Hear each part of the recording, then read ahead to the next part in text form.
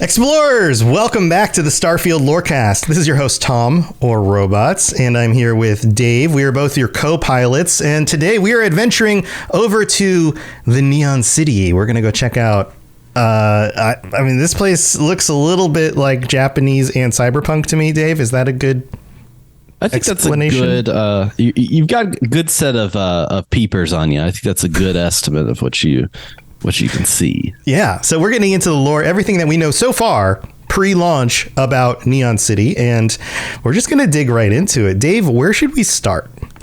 Yeah. We normally have been starting a lot of these major city essential episodes with kind of the star system. I couldn't find much on the Vali star system, but it does say it's in free star space. We talked about this a little bit in the Aquila City episode, but it seems that when you're a part of the Free Star Collective, you don't necessarily have to wear the matching uniforms, which is very clear in the city of Neon. Whereas Aquila City is like, I'm a cowboy. Watch me shoot 'em up. Bang, bang. This one is a lot more kind of cyberpunk in its aesthetic and inspirations. Right. So we can draw the conclusion that the space cowboy aesthetic isn't just a Free Star thing. It's more an Aquila City thing. And the kind of cyberpunk aesthetic is more of a Neon City thing. That these are cultures of individual places, not necessarily the larger organization they're a part of. Right. And I'm curious what a lot of the United Colonies will look like. If it will be more samey, like a lot of things will look like New Atlantis, or will be inspired by that architecture, or if we'll get more of this like Free Star collective, change up. Like, the difference between New Orleans and New York is very big in the United States. And so like, I'm curious if it'll be more like that, or if, these are just one-offs. Right. So we know that they are into fishing. That seems to be the big thing so far. Yeah. This is essentially Neon is built, and they talk about this in if you go back and you watch the old like concept art videos where they had Emilio Paglioli sit and be like, this is the city of blah, blah, blah. They talk about Neon as originally a fishing platform. Yeah. Where this planet is covered in just water. And so they built this giant platform to essentially go through and do a lot of fishing there. Right. It's ocean planet, I suppose. Yeah, it reminds me of the the Star Wars prequels where Obi-Wan goes to find the clones are being made. It's just like this big Camino. Yeah, it's like a big ocean planet, and obviously the cities are raised out of the ocean, or at least that facility, because we don't really see much other than that, is raised up out of the ocean, kind of like a oil rig or something like that. Yeah. The what was it? One of my favorite ocean cities was from Knights of the Old Republic, which was another Star Wars property, and it was called Manan. And they were much similar. Like they made one product, but it was super big. They made Bacta. So like Bacta tanks are in Star Wars. They're like giant tanks. It's essentially like when somebody is hurt, they throw them in this tub of goo, and this goo just fixes it. No, science be damned. It fixes it. Right. It's the fixing goo. Yeah. So that was called the planet of Manamana. Manan. Manan. All right. So we've got fishing, and they're fishing for something very specific here, right? This isn't just like your average fish. Right. And so oftentimes when you do industrial fishing, like you're just sucking things up. I don't know if you've ever seen a lot of you probably have, you're in Florida or whatever, but these giant ships with like they almost have like a net and a vacuum, and they're just like sucking everything up. It's I mean, it's environmentally not great, but they're just like sucking everything up. So like birds are diving in. Like, yeah, they're getting dolphin and all sorts of things that they aren't looking for, but they just end up being casualties. Yeah.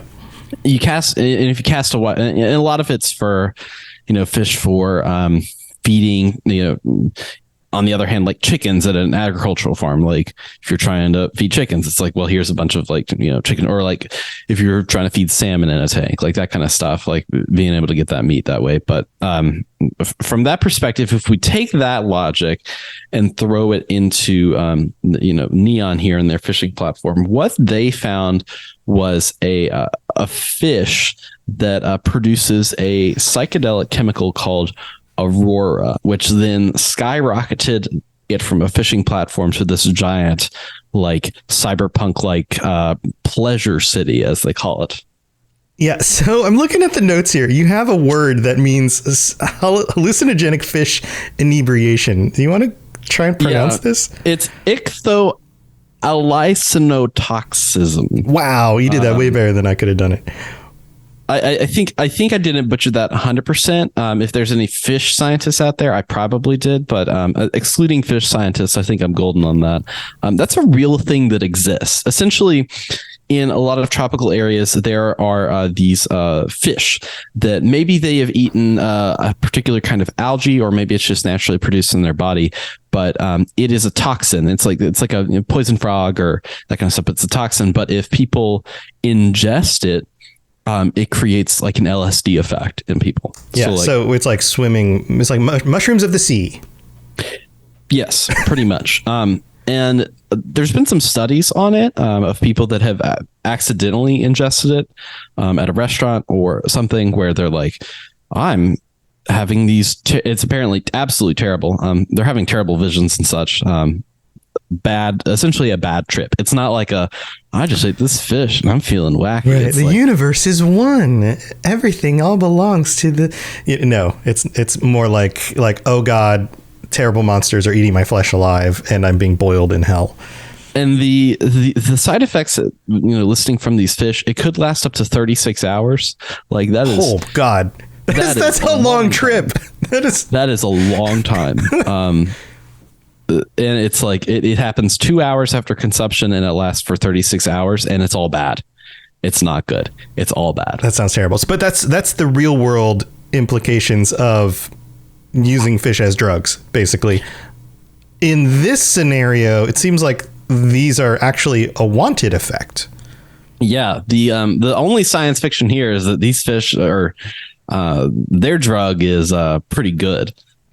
right. The difference in Earth and Aurora and Neon is our fish are good LSD as opposed to the bad LSD you guys hear on Earth. Yeah. So this is called Aurora. They manufacture Aurora out of this, and it's for all intents and purposes, this is the Skooma of Starfield, it seems.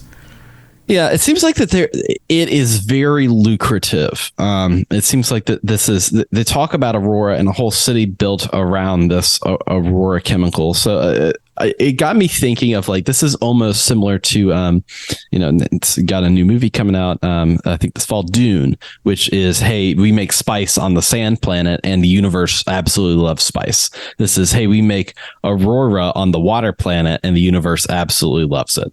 Right. So, like we've mentioned before, probably pulling from some of these other themes and things that we see in other sci-fi. But I'm interested to see how this actually plays out. Like, is it illegal on certain worlds? Is it illegal if you pick it up and try to go through a certain, get into a certain location and they search your stuff? Like, is this probably stuff like that will happen? But how does that actually play out into the whole storyline? I guess we'll have to wait and see. Yeah. What do you think? Okay, let's play a game here. What do you think is a side effect of Aurora in Starfield? A side effect? Like what are the features that people want from it? Or what are the things that also happen when you take it? Just one. I'm just looking for one. I don't have to like give me the read down of the pill bottle, but just like I'm thinking they're talking it's LSD. I think that people see things like they're seeing and hearing and whatever. Like there's hallucination stuff going. But I feel like that's pretty obvious, right? Like that's clearly what that is labeled. I would imagine there's probably some other side effects too, especially if you take too much of it or even in small doses. It probably gives people, I don't know, something similar to, I would guess it's somewhere between like LSD and marijuana. It's probably like you take enough of it, you start tripping out and you're seeing lights and all sorts of whatever's going out there. But you take a little dose and you feel pretty good. And maybe like your vision gets a little fuzzy and maybe things start sounding a little weird, but you're not like totally out there. That would be my guess, is that it's just kind of this general kind of feel good kind of drug that everybody's just like, yeah, man, this is great. And then some people get addicted to, and then of course throw the rest of their lives away because that's all they want. That would be my guess. That's the good spin. I'm starting to think, I'm like, okay, so this is from a fish.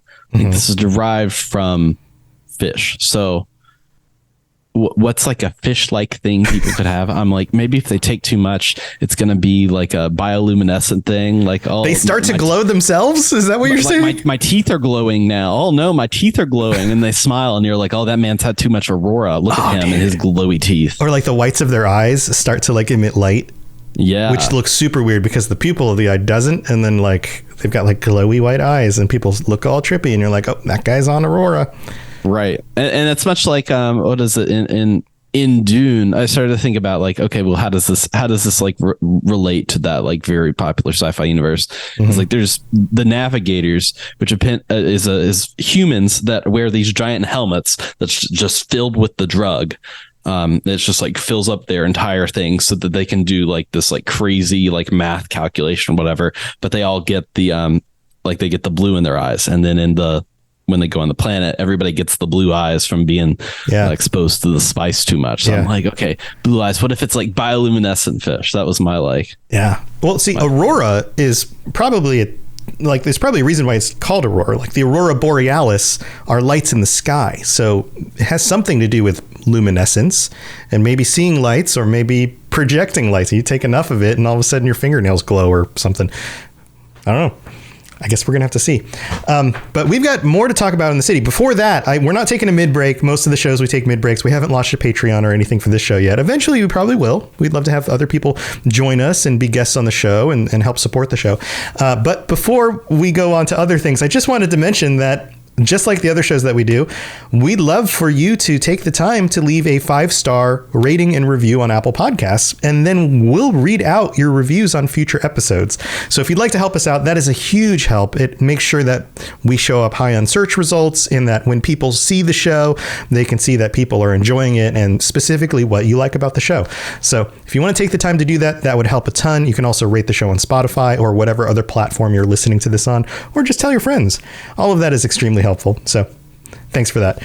I will add to that and say that if you do that, you should get the other shows, like make it a blanket statement. Say, okay, I'm going to sit down. I'm going to do some reviews for the shows that I like. Make sure to include this in there. Yeah. And just like do it. Like the shows that you listen to, us included, get so much just like good things from those reviews. It gives us a lot more opportunities. So just like sit down, buckle in for 2 minutes on your computer and do it. Just drop a few. They don't have to be real long and descriptive either. Just hey, I really love the show because of this.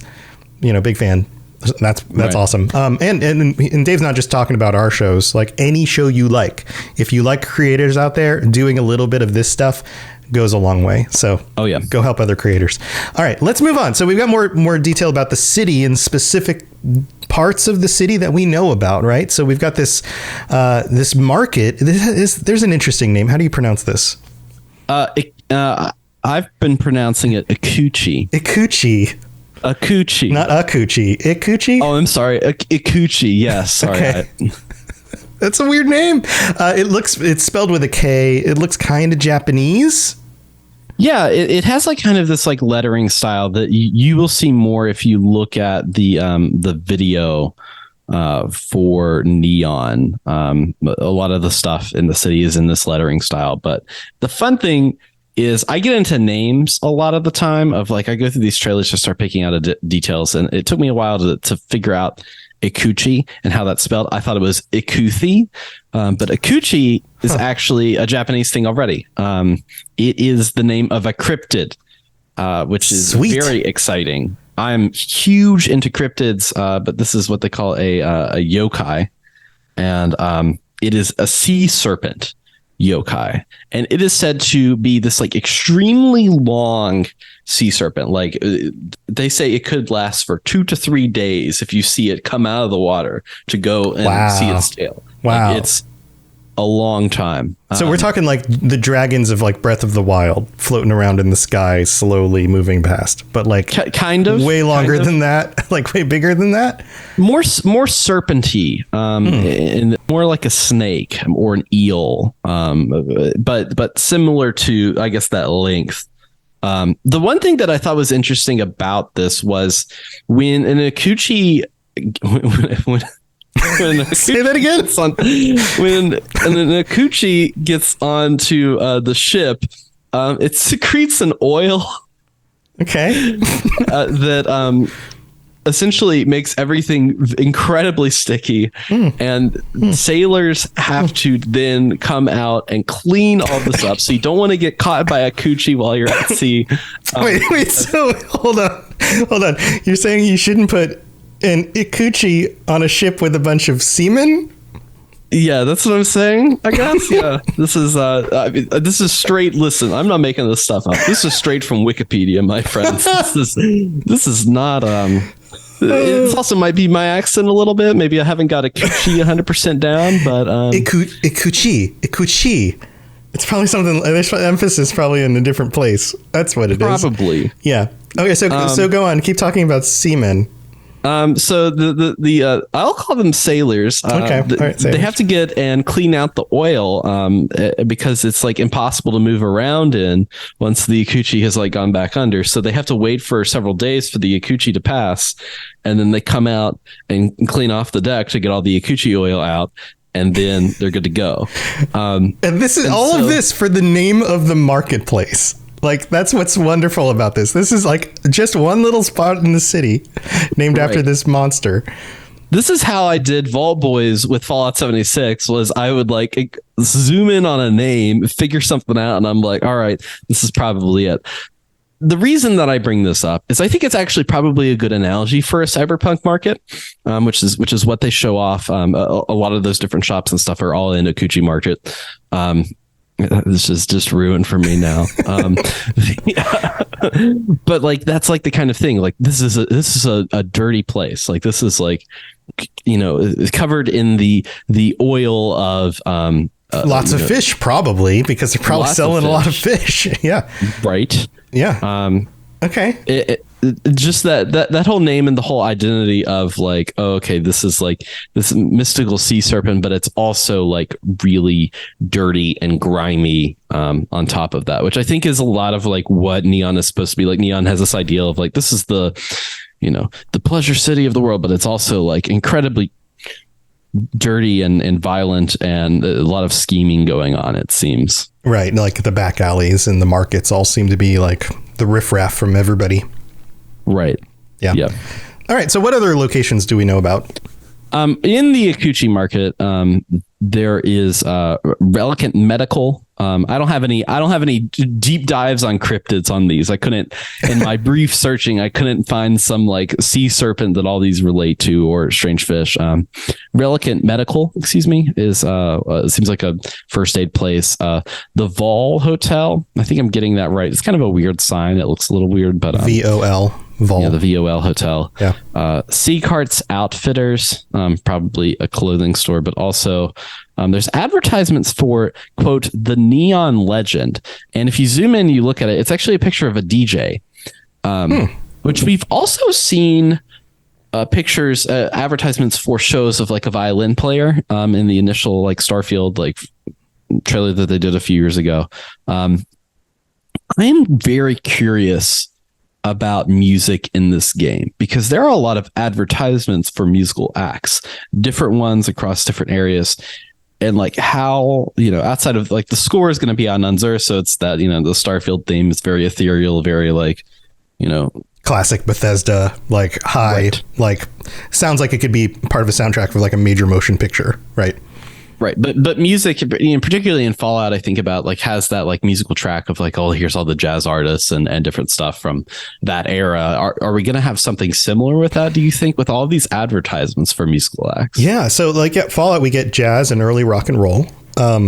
I would imagine that somebody on a planet like this, who's a DJ or even a violinist, is probably playing music that sounds more modern to us. A lot of electronic kind of influenced stuff, or a lot of sounds that have been edited and adjusted by electronic means, like instruments that are traditional instruments that have been taken out of our current world, like a violin or a guitar, but have now been updated by centuries of tinkering with how to make different sounds work out of them and things like that. So I have a feeling when you're walking, like if you're in if you're in this city and you're like, well, I'm gonna go check out this DJ or go into a club or something, you're probably gonna hear a lot of like heavy rhythm and electronic sounding stuff. But that also matches the vibe of like a cyberpunk looking city.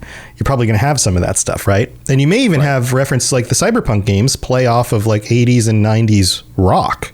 There's a lot of that kind of stuff too. So maybe there are artists who are a little bit more in that vein. Whereas you go to a place like Aquila City, and I would imagine, you know, you got the Space Cowboy vibe. So you're going to hear a little bit of picking and grinning and little twangs and a boing, you know, like that kind of stuff.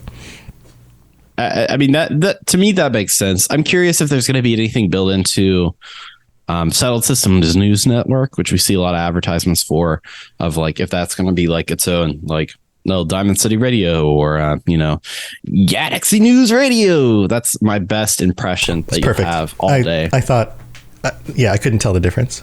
Yeah. I'm curious if that'll be built into that as a radio station. You know, I'm not sure what do you call? I guess a radio station in space is still a radio station, I suppose, unless it's using that like faster than light technology to send signals. But according to what Todd said, the radios aren't going to be like, there's going to be like maybe a radio station, but it's in like one place, so it won't be across the galaxy. So it's probably not going to play into it as much. But that doesn't mean that you may not have the ability to just hit like play my music on your Zune player in your ship. Zune player. Yeah. You know, I mean, it's a Microsoft product. And, I mean, and that's a Guardians of the Galaxy reference also. Okay. Yeah, I doubled that one up. But yeah, I think maybe there might be the options for that. And if not, you know, people are going to mod that in. Like, that's going to be like, I'm going to mod in, play all the songs off your playlist on your PC while you're zooming around the galaxy or whatever. Right. But you may also be able to hear music in a place like the Astral Lounge. This is another location in the city. What is the Astral Lounge?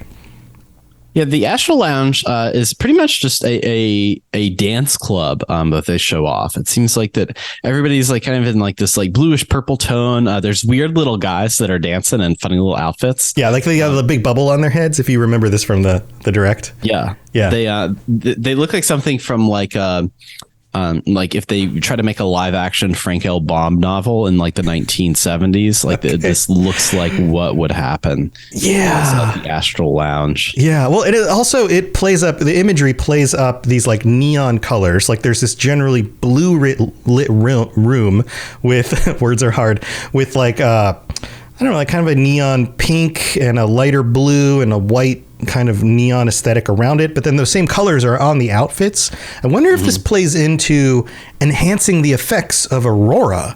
Like this is the kind of club you'd take your Aurora and then you go out to the club, or you do it at the club or whatever, and the idea of all these colors and lights really enhance the experience.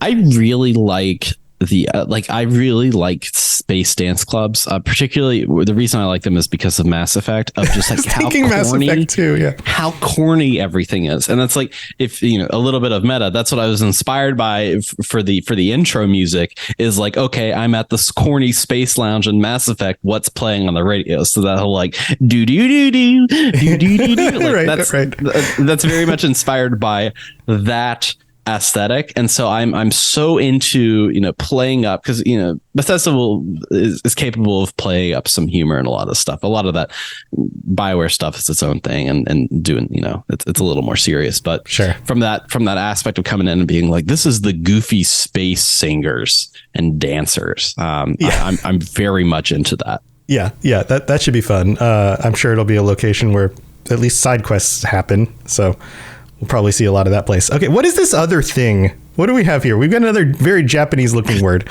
Yeah, Ryugen. Ryugen is the name of, it seems like a corporation in the area. And this is kind of piecing together some of those details in that initial neon trailer that they showed at the Starfield showcase.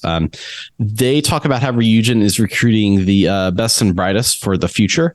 A lot of things, it seems, are connected to Ryugen, and it took me a while to figure out and then connect up the dots. So what I first did was look up. I was like, Ryugen sounds familiar. Oh, guess what? Another yokai, another cryptid. I'm just like rolling them in today with these cryptids. Nice. Ryugen is Japanese for a dragon god, which is a deity of the sea. Oftentimes, if you look at paintings, those Japanese style paintings and stuff, if you see like a dragon, like a Breath of the Wild or Tears of the Kingdom dragon, like popping out of the water, that's most likely a Ryugen. And another thing that I thought was interesting about the Ryugen is they are known to be a god of knowledge and medicine.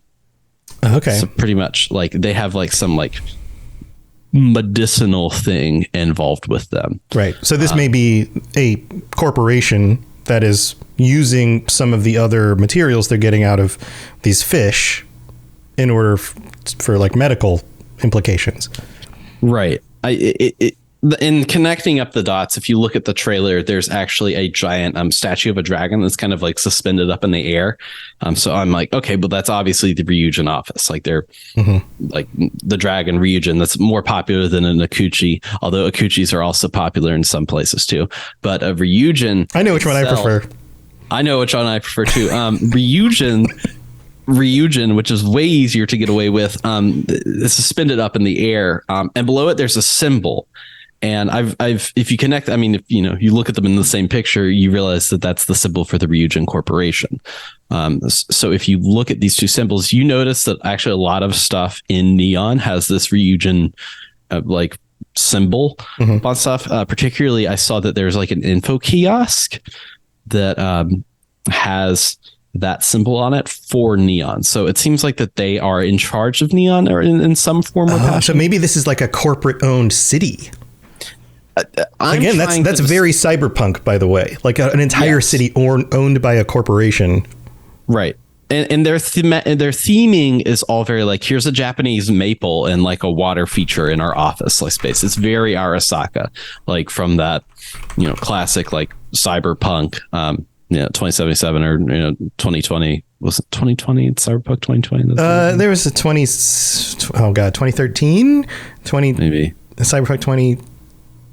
Yeah, that sounds right. Oh God, now I'm like, wait, was it 2022? I think it's 2020. I think it was 2020. Maybe. But very much inspired by that, like Japanese architecture and space that they use. A lot of Japanese plants they showed off in the trailer. Red theming for everything. Everything's red theming. But I did notice, and kind of from this Ryugen dragon motif, red.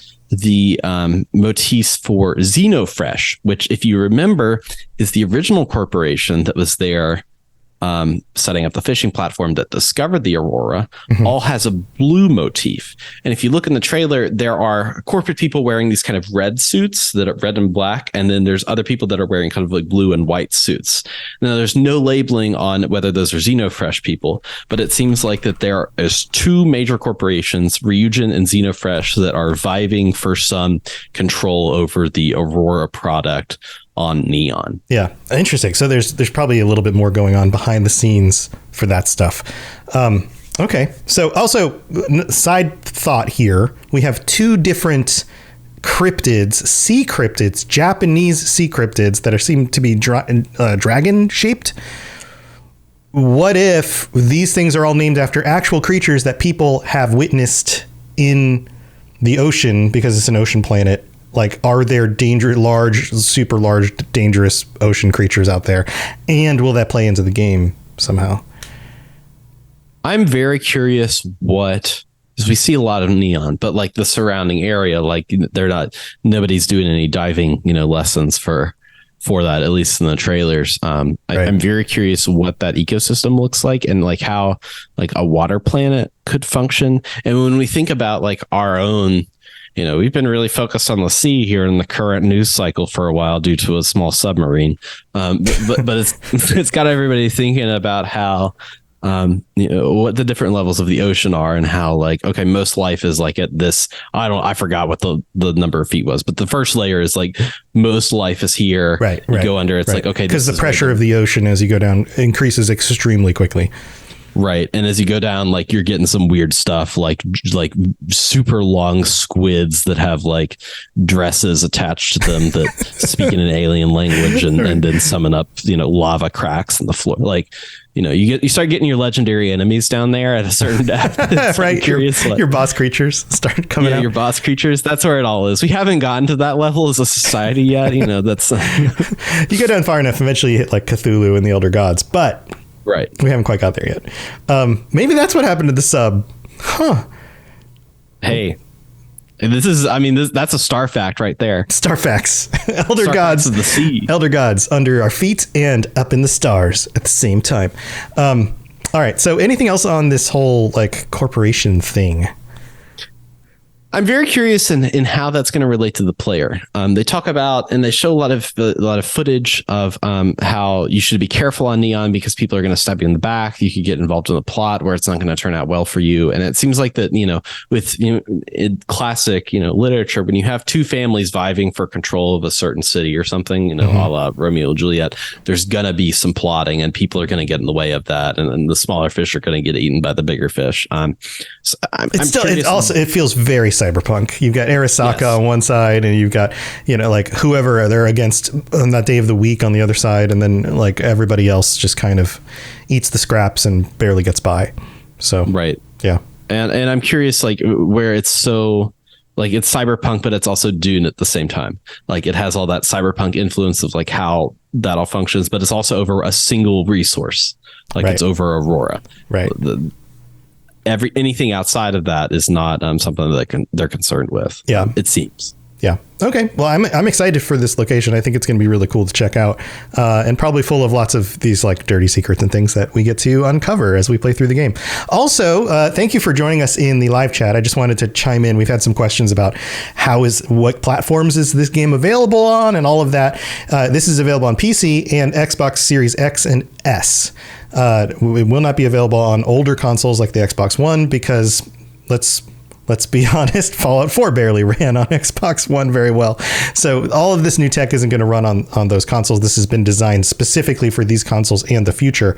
And Game and Fit says, I wouldn't even be comfortable playing on a Series X because I have a feeling the more power you have, the better off you're going to be with this game. That's probably true.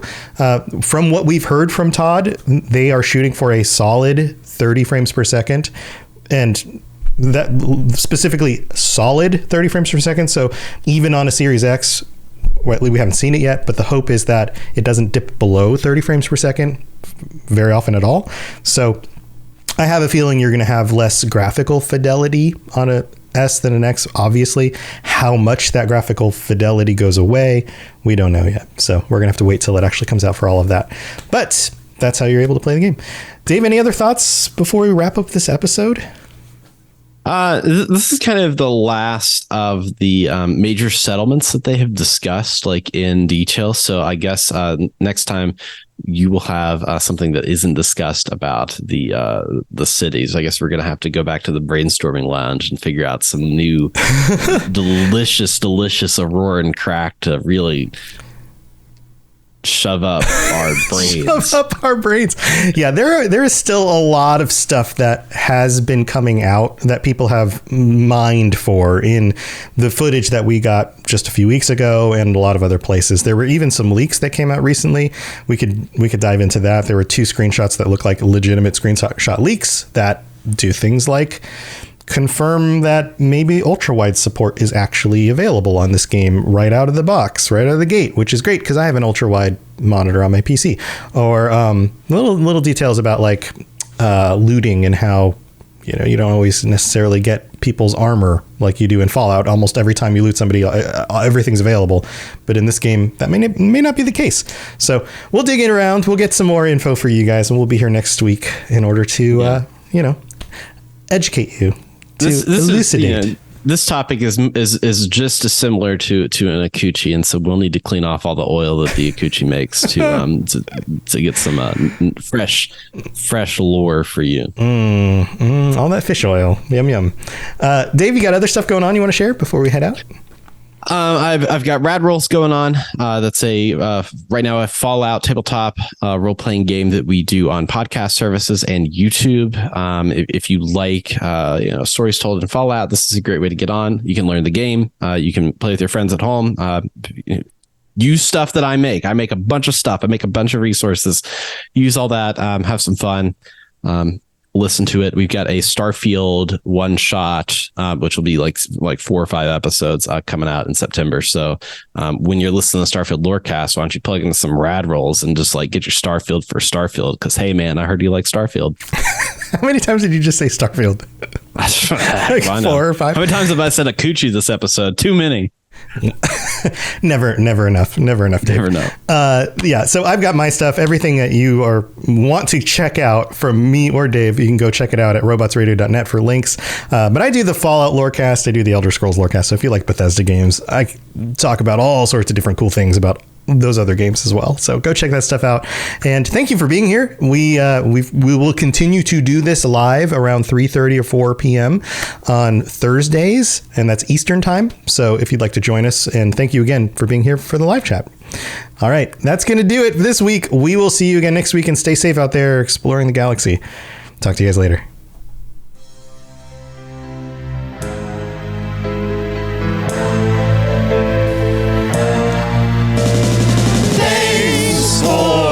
Listening to the podcast. We hope that you enjoyed this show. Did you know that parodies are copyright protected? Tell a friend and review on iTunes or other services. Dave and Tom excited for Starfield.